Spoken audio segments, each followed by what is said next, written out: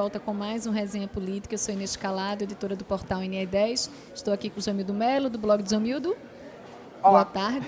Giovanni Santos, do blog da coluna Pinga Fogo. E hoje temos um convidado especial, o ministro da Educação, pernambucano Mendonça Filho, do Democratas. Boa tarde, ministro. Boa tarde. Prazer grande estar com vocês hoje aqui. Saudar os que nos acompanham em casa ou no trabalho. Bom, ministro, o senhor veio aí, de uma reforma do ensino médio, reforma aprovada. O governo Temer está passando agora por outras duas reformas importantes, reforma previdenciária, terceirização e tantas outras reformas que ainda precisam ser conduzidas aí durante esse processo. Queria que o senhor falasse sobre essas reformas, primeiramente sobre a reforma do ensino médio, que é a sua pasta, a sua área de atuação, e depois sobre a expectativa dessas duas reformas polêmicas. Bom, primeiro com relação à reforma do ensino médio, é um debate que no Brasil está na pauta há pelo menos 20 anos. Né? Não é uma coisa nova, diferentemente do que foi dito muito fortemente a partir dos críticos. Como as outras reformas também, ministro?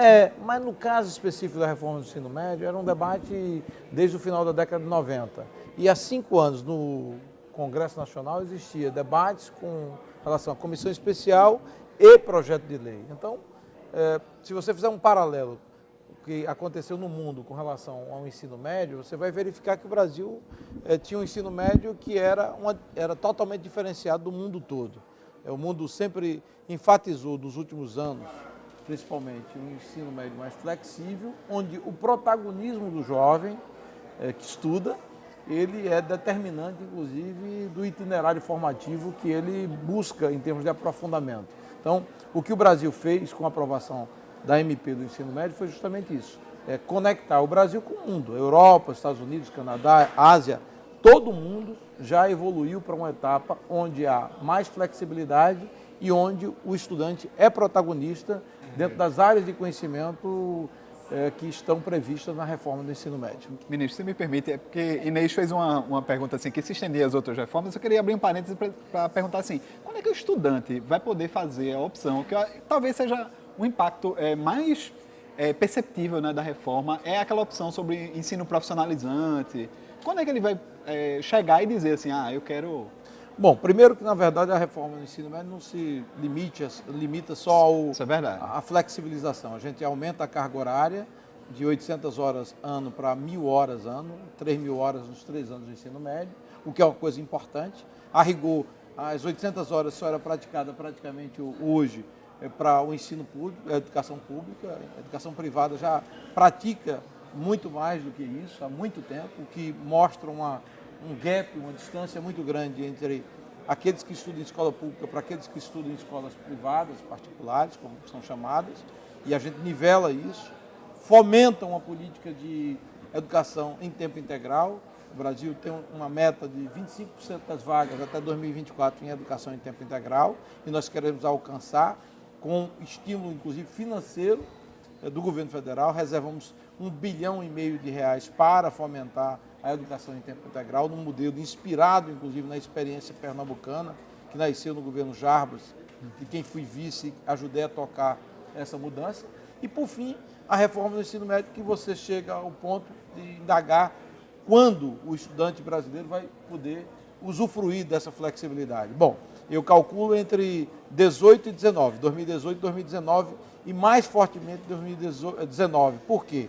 Porque, na prática, a gente vai concluir esse ano a Base Nacional Comum Curricular do nível médio, que é justamente o resumo do conteúdo curricular que deve ser estudado em várias disciplinas, física, matemática, física, química, história, geografia, dentre outras, e que o estudante vai ter que aprender esse conteúdo durante os 3 anos.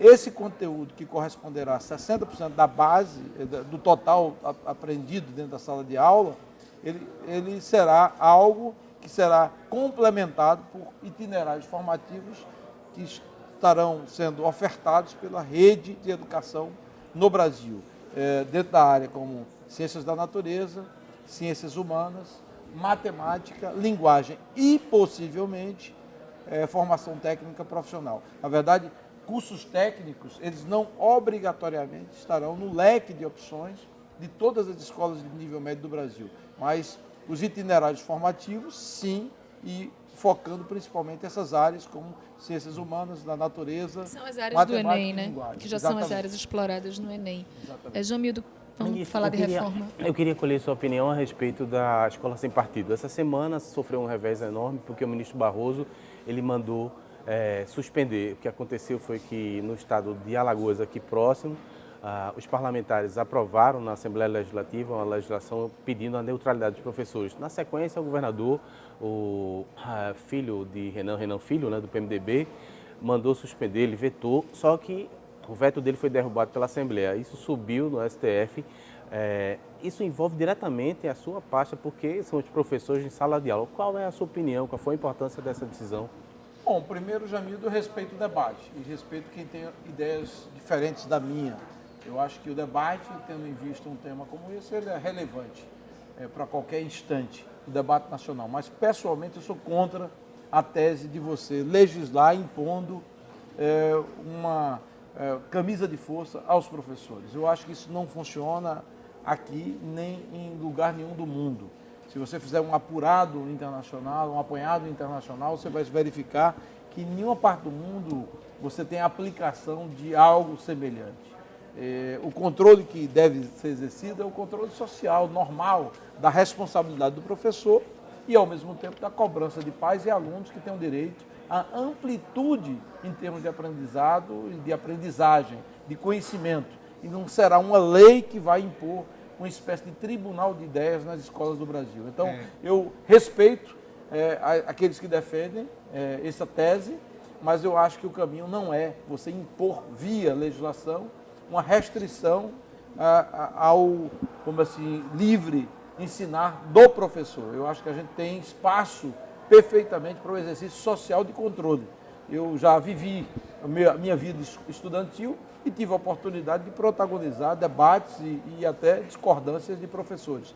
O que a gente tem que assegurar é a amplitude de acesso ao conhecimento. É lógico que a gente não vai ter uma escola segmentada, enviesada para uma determinada linha de pensamento, e sim algo que reúna vamos dizer assim, o pensamento dentro de um conceito mais lato, mais largo, e que as pessoas possam fazer o juízo de ideias, o julgamento de ideias que devem ser próprios. Ministro, a Lindiane Ferreira ela pergunta se a escola particular também vai entrar na reforma do ensino médio. Vai sim, a escola particular ela vai entrar no ensino médio, nessa reforma do ensino médio, principalmente a partir do conceito da flexibilidade, da flexibilização, onde ela terá a obrigação de compor o seu currículo respeitando a base nacional comum curricular do ensino médio, que será mais ou menos no mínimo de 60% do conteúdo total ofertado numa escola, e os 40% que complementam o conteúdo que deve ser aprendido dentro da sala de aula, será justamente de oferta dentro dos itinerários formativos que eu acabei de mencionar. Giovanni, é política ou ainda é educação? Política. Então deixa eu só finalizar. É uma mistura. É uma mistura. Então vá que depois eu tenho mais uma de educação, para a gente explorar bem essa pasta. A pergunta era mais o seguinte, já que o Jamildo abordou a questão da escola sem partido, né?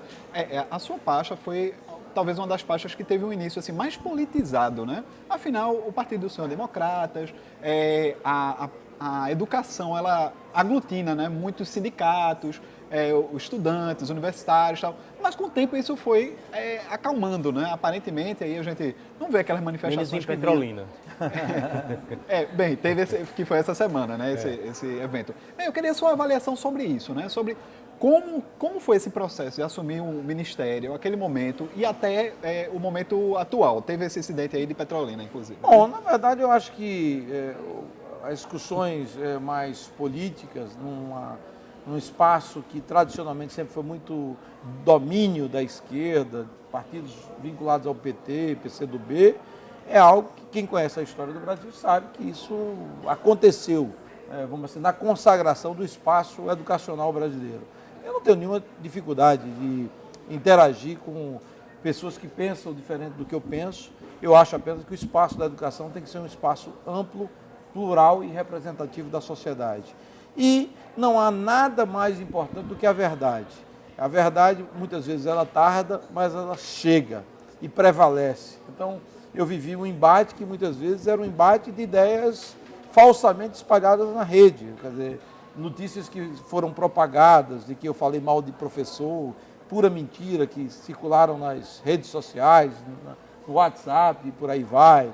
Então, teses de que faltaria dinheiro para a educação e a gente mostrou justamente o inverso. Tem gente, inclusive, perguntando aqui, dizendo que houve cortes, que o senhor não anunciou ainda grandes valores para a educação. Não, pelo contrário, que quando eu assumi o Ministério da Educação, a gente tem um corte de 6 bilhões e 400 milhões de reais o ano passado, um orçamento total de 129 bilhões de reais. O orçamento deste ano, de 2017, é de 139 bilhões de reais, portanto, 10 bilhões a mais do que o ano passado. Então, a rigor, quando você trata com a verdade, quem quiser checar, só entrar no site do Congresso Nacional e avaliar o orçamento global do Ministério da Educação, vai verificar que eu estou dizendo a verdade. O Carlos Silva fala aqui que os cortes começam para valer em 2018. Sempre vão adiando o argumento, mas na prática, o que é que eu assisti até aqui no exemplo pernambucano? A policlínica que nós inauguramos recentemente, na sexta-feira, semana passada, lá em Petrolina, ligada à Univasf, estava parada há 5 anos.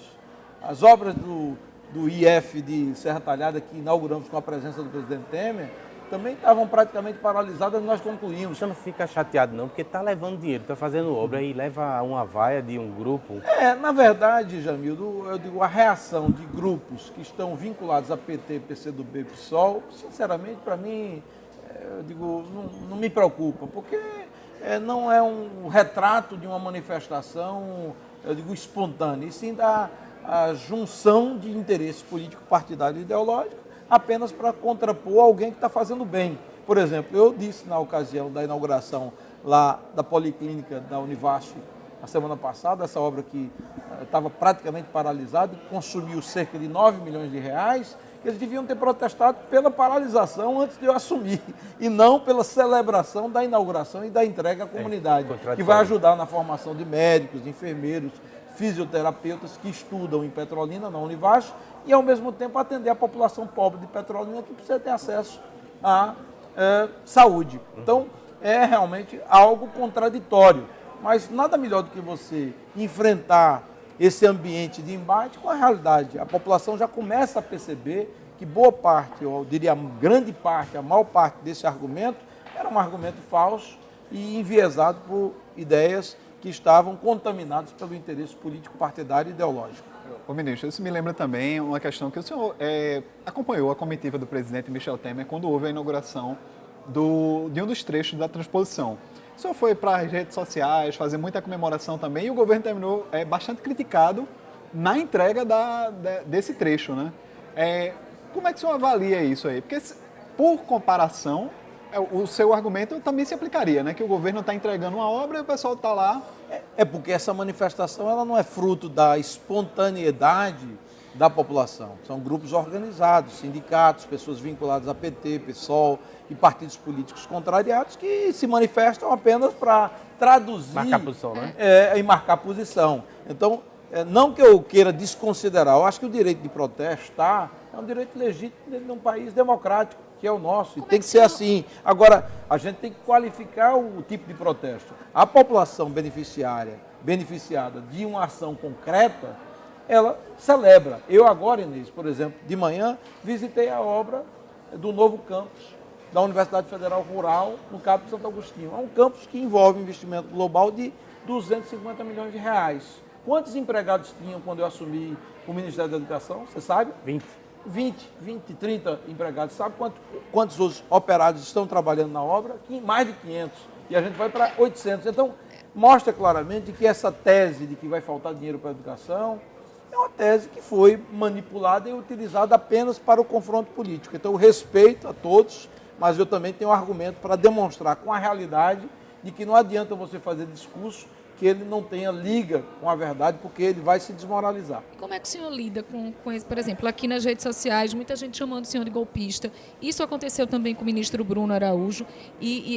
Eu faço ao senhor a mesma pergunta que a gente fez para ele. Como é que o senhor lida com essa acusação que está durante as inaugurações, está nas redes sociais? Só para complementar, Essa semana, em Brasília, um servidor foi punido, teve que pagar R$ 10.000 ao ex-ministro baiano, como é o nome dele?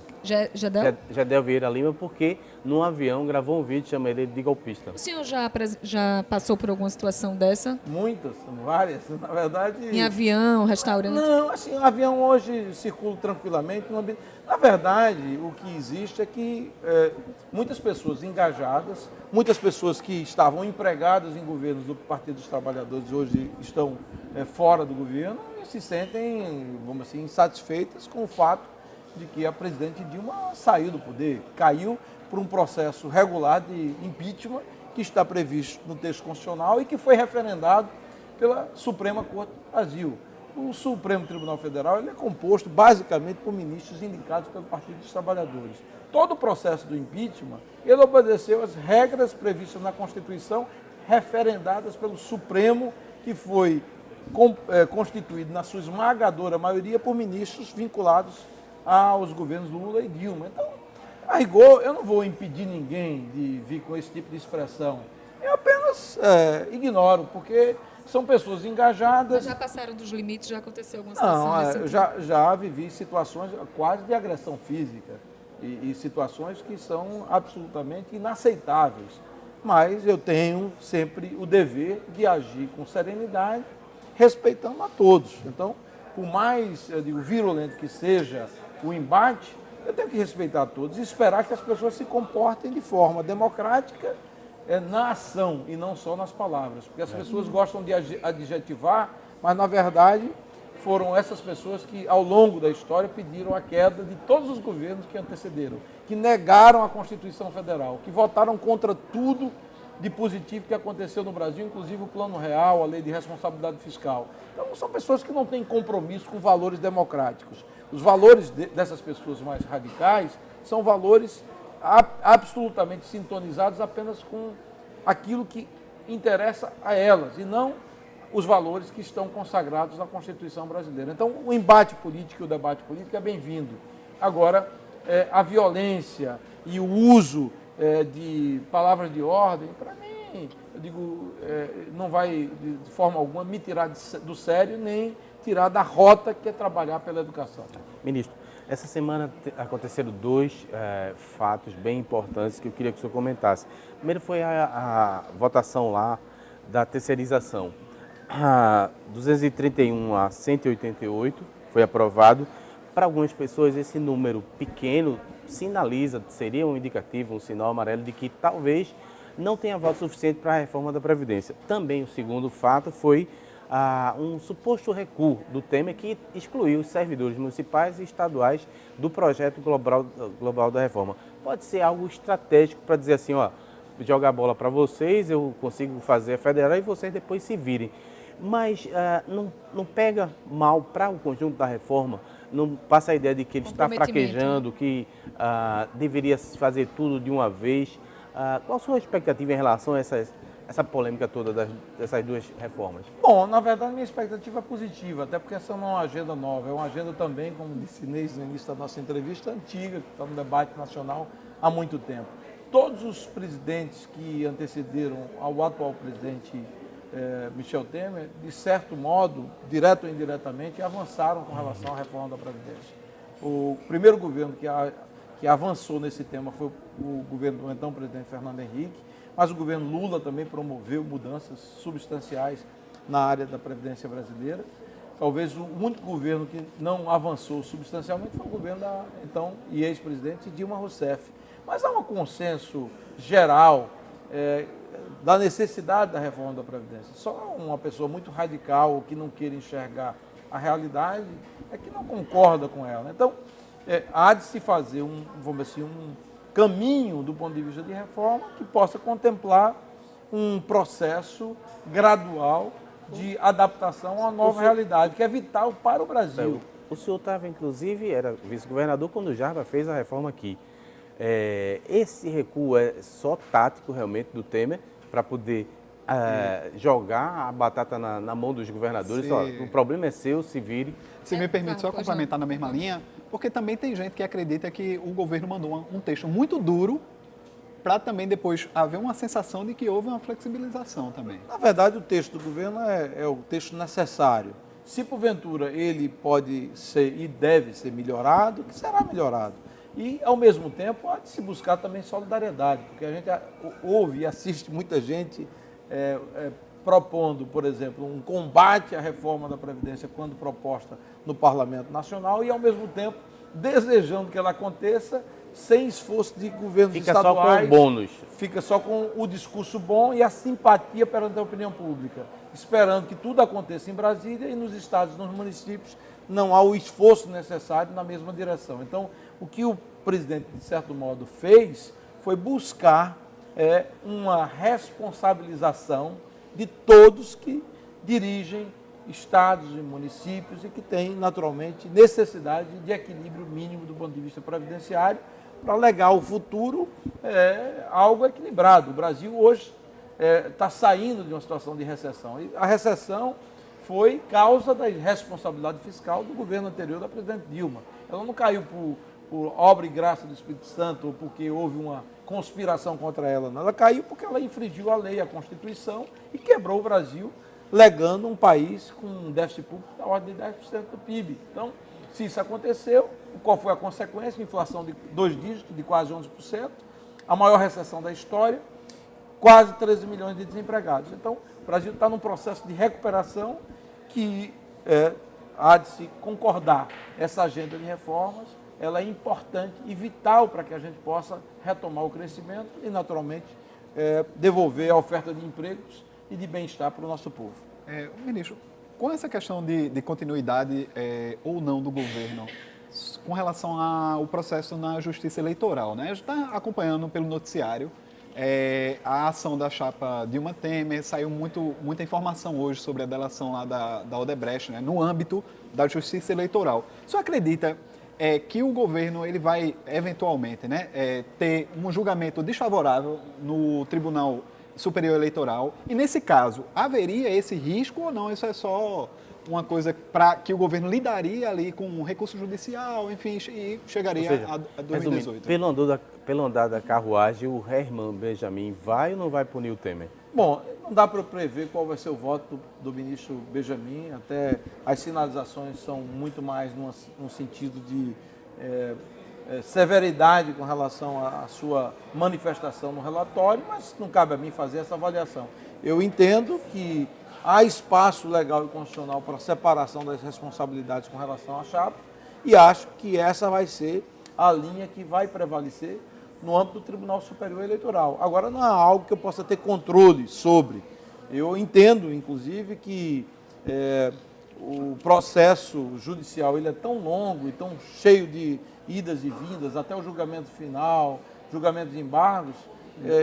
Passaria de 18. Certamente, eu não tenho dúvida de que o presidente Temer terá, vamos dizer, a sua vitória assegurada no TSE, assim como também ficará no mandato de presidente da República até o dia 31 de dezembro de 2018. Mendonça, e Lava Jato, né? A gente sabe que a Lava Jato, o senhor falou aí de 2018, a Lava Jato vai ter um impacto muito grande, certamente, nas eleições de 2018. O seu nome não foi citado, chegou a ser citado inicialmente, mas foi retirado por causa de um erro no processo. Mas queria que o senhor falasse sobre Lava Jato. Não foi por conta de um erro no processo, não, porque não existia nada, na verdade. Mas apareceu lá de forma errada, equivocada. Exatamente. Né? Tanto é que houve o reconhecimento do Janot e do próprio na época, que retirou pediu a retirada, exatamente. Mas o que é que a gente pode esperar dessa Lava Jato? Né? Assim, parece que o presidente da Câmara, que é do seu partido, Rodrigo Maia, teve o nome citado e muitos outros nomes também importantes da política nacional e local. Queria que o senhor falasse sobre isso. E, na sua opinião, se haverá algum efeito prático também, especificamente nas eleições de 18 em Pernambuco? Em Pernambuco. Bom, fica difícil fazer julgamento com relação a algo que sequer ainda, como assim, se tem um conhecimento pleno dos fatos, que boa parte deles estão até ainda sob sigilo, né? O que eu desejo como brasileiro, e não é como político, é como cidadão, é que todos os fatos possam vir à tona, que a verdade possa ser avaliada pela opinião pública e, do ponto de vista jurídico, que exista liberdade por parte do Ministério Público Federal, Polícia Federal, e a justiça faça justiça. Julgue e apure responsabilidade de quem tenha. Eu não vou fazer julgamentos e avaliações. Anistia ao Caixa 2, qual é a sua posição sobre isso? Eu acho que é uma coisa muito complicada, sinceramente, muito complicada, ainda mais num ambiente como esse. Eu acho que o ambiente ele é bastante tensionado e qualquer movimento nesta direção vai ensejar naturalmente interpretações bastante críticas por parte da opinião pública brasileira. Posso? Ainda na Lava Jato, o senhor é um grande crítico do PT. O senhor acredita que Lula, com a Lava Jato, andando até onde já conseguiu caminhar, vai deixar que ele seja presidente? Ele vai ser candidato a presidente, o senhor imagina?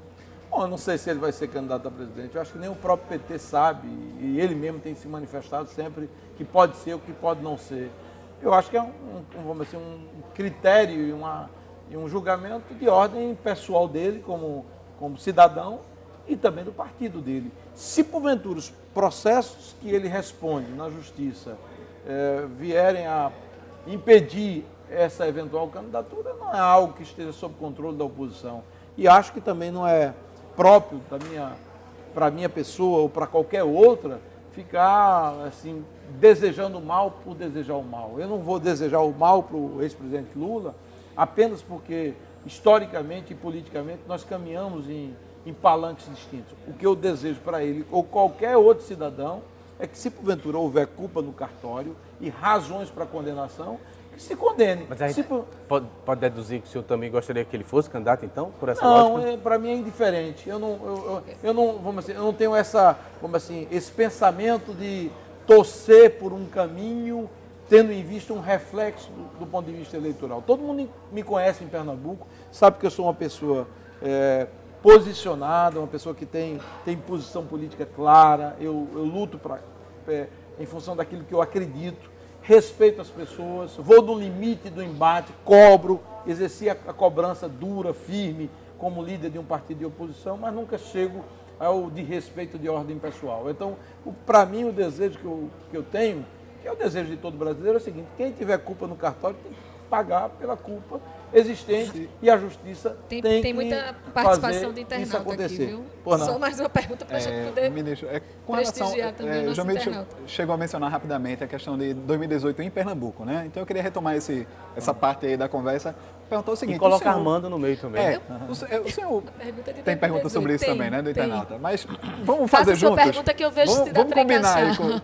Bem, o senhor tem feito um gesto de aproximação para o senador Armando Monteiro, do PTB, junto também com o ministro das cidades, Bruno Araújo, do PSDB. Aí eu pergunto, isso pode se consolidar, ou na sua opinião vai se consolidar, num eventual bloco e uma candidatura conjunta, independente do cargo, de cada um do posto, para 2018? E aí vamos abrir aí para o internauta. Que Não, eu vou esperar ele responder sua pergunta e a gente segue aqui. Tá bom. É nessa linha, mas é outra pergunta. Tá bom. Bom, eu, na verdade, eu não quero antecipar o processo político eleitoral, até porque, na função que eu ocupo como ministro da Educação, se porventura eu antecipo um debate eleitoral de 2018 para cá, seria uma precipitação. Para quem tem a estrada política que eu tenho, sabe que não dá para você querer antecipar em mais de um ano, ainda mais num ambiente tão tumultuado da política nacional, as discussões com relação aos caminhos políticos que nós vamos seguir em 2018. O que eu posso dizer é que eu tenho uma relação pessoal de amizade e apreço com o senador Armando Monteiro. E nós já no passado tivemos juntos, em outros momentos tivemos separados do ponto de vista de palanque político. Eu também tenho uma proximidade e respeito bastante o ministro Bruno Araújo. E temos relações que são bastante, eu digo, fraternas. E vamos continuar nesse diálogo de conversas e de entendimentos dentro de vamos dizer, um ambiente, um espaço onde os políticos conversam. Agora, um aprofundamento e uma posição mais concreta com relação a 2018, só em 2018, porque antes disso atrapalharia minha missão como ministro da Educação e seria uma total precipitação. Bom, Gustavo Andrade Albuquerque, como você avalia o governo Paulo Câmara? ruim, médio ou bom. E por quê? Tem que dizer ruim, médio ou bom e por quê. Praticamente uma prova, né? Exatamente. E para o Ministério da Educação, prova objetiva. Posso completar? Porque a minha pergunta era Agora nessa, ele tem que responder se é ruim, médio ou bom. era nessa linha, porque já veio aqui o Bruno falou mal da segurança. O Armando veio e também deixou de falar também da segurança. O senhor foi governador, sabe o quanto é difícil lidar com a PM, com a área de segurança. Que avaliação o senhor faz hoje na oposição do Pacto pela Vida, da coordenação do governador Paulo Câmara em relação a esse assunto que é tão problemático? Eu acho que a avaliação de qualquer governo ela é mais relevante quando é feita pelo povo, tá certo? Eu acho que, para mim, seria absolutamente inadequado, impróprio, até como ministro de Estado, fazer comentários ou avaliações com relação a qualquer governo, não é só o governo de Pernambuco. Mas Bruno é ministro e fez também. Bom, e eu respeito naturalmente a posição de qualquer homem público, qualquer cidadão. O Bruno tem autonomia e liberdade para fazer as avaliações críticas com relação a qualquer fato, inclusive da política nacional. Mas eu não me sinto aí adequadamente posicionado como ministro de Estado e da Educação para ficar, eu digo, atribuindo notas a quem quer que seja do ponto de vista de exercício de governo. Eu acho que essa avaliação, quem faz e faz no dia a dia essas cobranças, é o povo de Pernambuco. É lógico que, como cidadão pernambucano, quando você fala sobre assuntos como, por exemplo, segurança pública, isso afeta qualquer um. E o meu desejo é que a gente possa ter um ambiente de mais tranquilidade, onde o pai de família possa andar nas ruas com mais tranquilidade, a mãe de família também, que a violência seja debelada. Sei que não é uma missão fácil e simples e também não estou aqui para dar lição a quem quer que seja. Eu sempre, na minha vida pública, quando estive com uma responsabilidade na mão, eu me dediquei com muito afinco, com muito aprofundamento e com o melhor do conhecimento técnico, do apoio possível para vencer os obstáculos.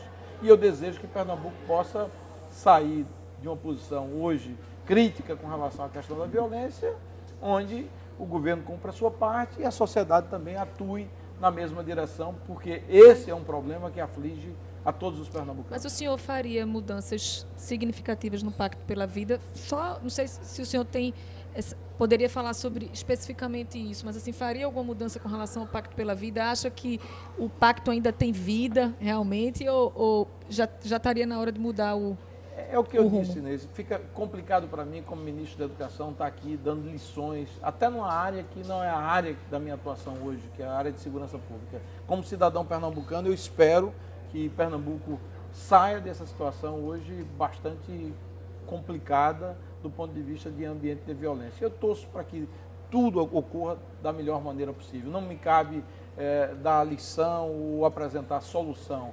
Eu acho que comentarista, quem está de fora, muitas vezes é mais fácil para as pessoas exercerem essa função. E para mim não é uma missão que estaria adequada à minha responsabilidade como ministro da Educação. Ministro, com relação a essa questão que está sendo abordada aqui, né, sobre sugestões, caminhos possíveis, né, de políticas públicas, o ex-governador João Lira, o senador Armando, o ministro Bruno, todos eles falam que esse grupo, né, o senhor incluído, estaria discutindo possibilidades de políticas públicas. Seria mais uma discussão propositiva, enquanto está numa dúvida aí sobre se é possível formar um palanque conjunto, né? O senhor acredita que isso vai maturar para uma proposta? Porque o senhor agora está adotando um tom de cautela para falar sobre esse assunto. O senhor acredita que isso vai maturar a ponto de, ainda esse ano ou no ano que vem, as conversas que o senhor e os demais esses atores estão tendo, vai chegar a público esse tipo de discussão? E quando é que o senhor acha que vai se resolver o desenho de 18? Né? Armando disse que por volta de setembro, outubro desse ano, já era possível ter um vislumbre aí. Eu acho que o debate ele é sempre importante que exista, né? O debate com relação a propostas objetivas e viáveis para Pernambuco. Lógico que quando você reúne pessoas que têm responsabilidade e compromisso com o Estado, como um Armando Monteiro, senador da República, um João Lira, ex-governador, que tem uma liderança muito grande no Estado, especialmente em Caruaru e no Agreste Pernambucano, Bruno Araújo, que ocupa uma função hoje de destaque, Fernando Bezerra Filho, e Fernando Bezerra, que tem também liderança principalmente no sertão do São Francisco. Então, eu acho que é natural que personagens possam, da vida pública, debater de forma ampla, interagir com a Assembleia Legislativa, com prefeitos, com líderes sindicais, empresariais, de trabalhadores, da sociedade civil, visualizar um pouco o horizonte do que nos espera para frente, como é que Pernambuco enxerga o futuro. É lógico que Pernambuco é um estado sempre referência em termos nacionais, não faço essa afirmação por vaidade ou por excesso de pernambucanidade, mas porque acredito nisso e a expressão política pernambucana sempre se verifica no contexto nacional em vários momentos da nossa história, inclusive o atual, com vários ministros, com vários pernambucanos ocupando o cargo de ministro, e isso tem que ser traduzido em propostas concretas. Eu não gosto quando vejo políticos discutindo política a partir de uma visão de conveniências pessoais, de projetos pessoais, ou fulano vai ser candidato, Jamildo vai ser candidato a senador ou governador, porque é algo que interessa a vaidade dele. Eu acho que a gente tem que discutir antes de candidaturas o que é que Pernambuco pode esperar com relação ao futuro. Mas isso não agora, num momento mais adiante, que eu não sei exatamente qual será. Mas eu estarei nesse debate discutindo o interesse de Pernambuco, porque eu sempre orientei minha vida pública colocando Pernambuco no primeiro lugar. Jamildo, para a gente encerrar. Para encerrar, o senhor deputado federal, para sua felicidade, não está sendo processado, mas depois da Lava Jato, o Instituto do Foro Privilegiado tem sido muito criticado. Eu queria ouvir a sua opinião a respeito. Essa semana que passou, o Barroso disse uma coisa que é muito relevante, que jogar só para os estados, né, não vai resolver o problema da impunidade. E esse assunto, infelizmente, está sendo tratado com muita demagogia, porque a gente sabe que um ministro, por exemplo, não pode ficar desprotegido, porque senão qualquer um iria sacar uma ação e aí impedir a ação do representante do Estado. Como deputado, qual deve ser o melhor encaminhamento para compor esses dois interesses? Evitar que as pessoas se escudem no Instituto do Foro para se livrar de processos e, ao mesmo tempo, garantir a ação das autoridades. Eu acho que você fez uma reflexão correta, Jamildo, porque muitas vezes a reflexão é com relação ao julgamento por um determinado foro. Prerrogativa de foro especial e algumas proteções com relação a quem exerce função pública de relevância existe em qualquer país do mundo, porque do contrário é difícil para você, exercendo uma função pública, dizer eu vou executar e exercer minha função pública de forma mais, eu diria, livre, tendo em vista o interesse público, mas eu posso estar passível de uma ação que possa ter uma característica mais desestabilizar, né? De desestabilização, de vingança, política, etc. E nenhuma instituição está livre de um assento mais político na apreciação de uma matéria como essa. Então, isso ocorre no mundo como um todo. Então, a discussão ela não tem que estar exclusivamente sobre a questão do foro, ela tem que estar dedicada à questão da impunidade ou não, do funcionamento da justiça. E no Brasil há uma reclamação histórica sobre, muitas vezes... Todos querem ser julgados pelo STF, né? Nem sempre. Você vê o seguinte... Pela celeridade. Até a própria imprensa, vamos dizer, não se lembra, mas se você fizer um resgate histórico aqui, até no Jornal do Comércio, quando se tentou tirar a prerrogativa de foro, a última tentativa, que foi, eu acho que logo depois do episódio do Mensalão, no Congresso houve um debate nesse sentido, houve uma grita enorme, porque aquilo se traduziria como uma estratégia para gerar impunidade. E eu posso afirmar com razoável chance de acerto que se porventura não fosse o foro privilegiado ou o foro especial, o Mensalão não teria tido as punições que teve com relação àquele episódio. Então, é algo que muitas vezes o debate ele se não dá... é tão simples, né? Falou em partilhar, né, os processos. Você poderia dividir prerrogativas... E aí começar do zero, medidas cautelares para evitar, sei lá, uma medida de caráter mais duro, sem a proteção das prerrogativas de quem exerce mandato ou que tem um determinado foro, como presidente da República, ministro de Estado, governador, etc. Agora, para a população, o que interessa é o seguinte: Um homem público, ele não pode estar acima da lei. Um homem público, ele não pode estar isento de ser punido se porventura ele tiver culpa no cartório. É isso que revolta a população. Então, a questão do foro, ou como ele vai funcionar, vamos dizer assim, é o aspecto menos relevante. O mais relevante é assim, a justiça tem que funcionar igual para todos. O pobre e o poderoso, o rico, o mediano, eles têm que se colocar diante da justiça, podendo ser punidos se porventura ele infringir a lei. Mas com isso, perdoe, o senhor está jogando nas costas do judiciário. Não tem um encaminhamento para discutir no Congresso? Como é que resolveria? Mas eu não estou jogando só nas costas do judiciário. O judiciário, naturalmente, tem sua responsabilidade constitucional. Aspectos legais precisam ser revistos. O universo de possibilidades de recursos, muitas vezes protelatórios, dentro do sistema judicial brasileiro, é algo que a gente tem que combater. Então, são aspectos do funcionamento do Poder Judiciário, da apuração dos crimes por meio do Ministério Público, Polícia Federal e polícias como um todo, e também da base legal e processual legal que precisa ser alterada. O senhor vai estar no Recife, hein? Estarei no Recife. Nesse final de semana? Desse final de semana. Vai para a rua? Para a rua? Sim. Não irei. No domingo você fala. Não irei. Eu acho que, tendo em vista a função que ocupo, o mais adequado é manter distância. Não, acompanhar e respeitar a livre manifestação da população e democrática e viva, que é uma coisa importante, sempre. Tem muita pergunta aqui e tem um internauta, Elma Lima Oliveira, reclamando muito porque eu não fiz a pergunta dela. Faça. E muitos outros também. Eu quero pedir desculpa a vocês, mas assim, realmente não dá tempo da gente fazer todas as perguntas. Mas aí eu queria finalizar. Eu queria finalizar prestigiando aí a nossa internauta. No nome de todos vocês, tá certo? Elma Lima Oliveira, a educação de Pernambuco está mudando em quê? Bom, alguns aspectos já mudou bastante. Por exemplo, de respeito ao ensino médio, a gente saiu de uma posição que era 22ª, 21ª para primeiro lugar no Brasil. É o suficiente? Não, tem que mudar muito mais. Aspectos que dizem respeito à educação infantil, infelizmente a gente tem uma distância muito grande. A gente tem ainda no Brasil, para você ter uma ideia, mais de 600 mil crianças fora da pré-escola. A gente precisa incorporar essas crianças à pré-escola, melhorar o desempenho na educação fundamental, nos anos iniciais, nos anos finais.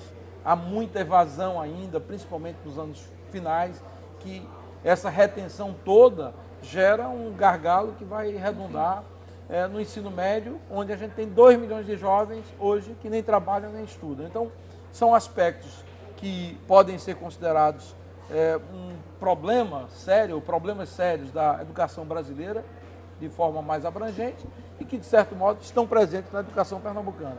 Há uma distância muito grande entre o que eu desejo, o que eu sonho, um país que é a 8ª economia do mundo, não pode ter, nas avaliações do PISA, a 59ª ou a 66ª ou 63ª posição, do ponto de vista de desempenho em ciências, linguagem e matemática. A gente tem que evoluir. E não há país do mundo que conseguiu se desenvolver sem assegurar às suas crianças e jovens uma educação de boa qualidade. Então, esse é o desejo que não pode ser só dos governantes e do ministro da Educação, tem que ser de todos. Há de se ter uma mobilização social, colocando a educação como uma plataforma acima dos partidos, acima das ideologias. Algo que gere um consenso. Se a educação não gerar consenso, o que é que pode gerar consenso para a nossa sociedade? Então, todos os países que conseguiram um nível adequado de desenvolvimento alcançaram isso por conta de um consenso também na área da educação, que é a base de tudo. Se orgulha muito aí com as mudanças do IDEB, né? O senhor acha que a gente realmente evoluiu ou poderia fazer mais aqui? É o que eu digo e já disse. Na verdade, houve um nascimento de uma proposta que foi até combatida da educação em tempo integral ainda no governo Jarbas, com o primeiro exemplo no ginásio pernambucano, que eu ajudei a coordenar essa implementação e gerou, no estado de Pernambuco, a maior rede de educação em tempo integral de nível médio do Brasil. Mas temos outras deficiências e a celebração do governador, ela não pode ser e não deve ser, e não creio que é, uma celebração pessoal, personalista, porque ela envolve vários governos, professores, diretores, estudantes, pais e toda uma comunidade educacional que se envolveu para construir esse caminho. Eu acho que é um caminho que não pode gerar uma alegria, porque a gente está muito distante daquilo que seria razoável. Mas Pernambuco deu, em alguns aspectos, passos muito importantes. No aspecto da alfabetização, por exemplo, o Ceará está na frente de Pernambuco. E a gente precisa trilhar os caminhos que assegurem, desde a educação infantil até o acesso à universidade, algo que nos orgulhe. Então, meu sonho é esse, é trabalhar por uma boa educação para todos os pernambucanos e brasileiros. Bom, ministro, muito obrigada. Obrigada, Jamildo. Obrigada, Giovana. A gente já passou aí, Tem extrapolamos anúncio? todos Tem os anúncio? tempos. Não tem anúncio ainda não. Só falta o FBC de candidato ao Bom, governo. faça aí o convite para ele vir. Só falta o FBC agora. Obrigada, até a próxima sexta. Obrigado, tchau.